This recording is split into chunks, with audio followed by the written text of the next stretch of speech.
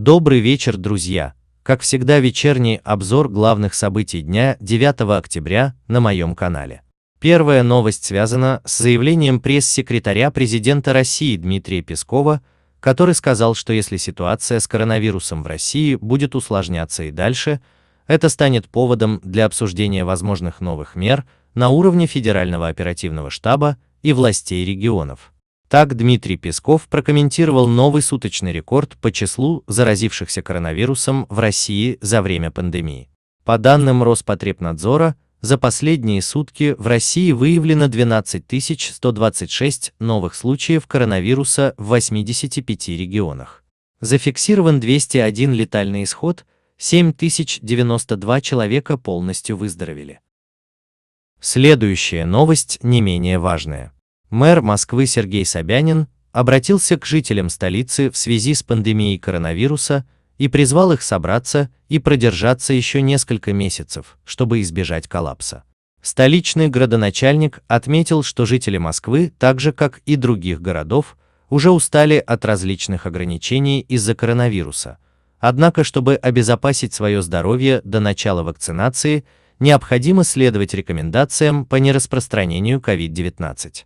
С 9 октября в Москве из-за коронавируса приостановлен льготный и бесплатный проезд. Льготный проезд для школьников не будет доступен до окончания каникул, то есть 18 октября. Транспортное приложение социальной карты учащихся временно заблокируют. Бесплатный проезд для горожан старше 65 лет и тех, у кого есть хронические заболевания, приостановлен до 28 октября. Со слов Собянина, массовая вакцинация россиян от коронавируса может начаться уже зимой. Жителям Москвы нужно собраться и продержаться еще несколько месяцев до этого момента. Уже позже Сергей Собянин заявил, что власти не хотят закрывать столицу из-за коронавируса с точки зрения экономики.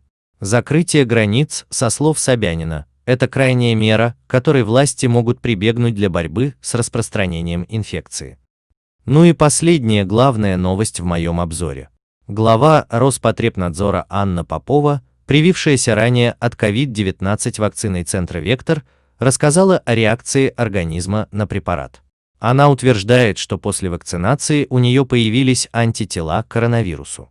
Глава ведомства рассказала, что чувствует себя хорошо, и после вакцинации у нее не было отмечено подъема температуры или ощущения недомогания. Подписывайтесь на мой канал, не забывайте нажать на колокольчик. Все самые актуальные новости Москвы и России, а также главные мировые новости у меня на канале. С уважением, Ренат.